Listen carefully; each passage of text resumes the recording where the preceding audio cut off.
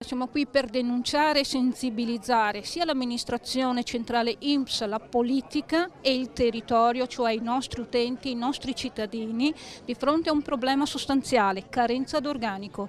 Oggi la direzione provinciale conta solo su circa 200 persone, con un bacino d'utenza pari a 850.000 abitanti, 25.000 aziende, 55.000 posizioni di artigiani commerciali. Anche a Venezia, come nelle altre sedi INPS del Veneto, sindacati e dipendenti hanno organizzato un presidio all'esterno della direzione regionale per denunciare la grave mancanza di personale cui si deve far fronte.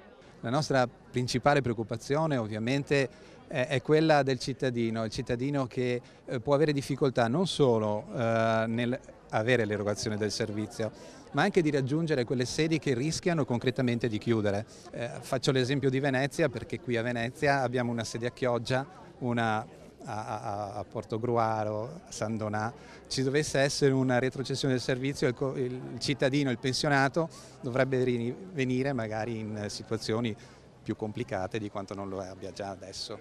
Svolgiamo servizi utili per tutti i giorni, le pensioni, la disoccupazione, le malattie.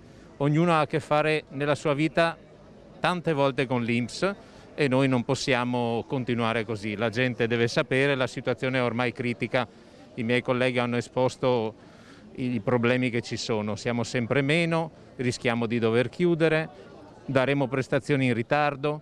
È una cosa che la gente deve sapere, ormai siamo in situazione critica. Il caso Veneto è paradossale, dicono. Entro fine anno l'istituto conta di assumere 4.000 nuovi dipendenti in tutta Italia, ma i criteri di ripartizione prevedono per il Veneto 206 assunzioni. Chiediamo veramente all'amministrazione e alla politica un sostegno per trovare delle soluzioni oggettive per far fronte ai cittadini e a risolvere le loro problematiche. L'INPS è con il cittadino.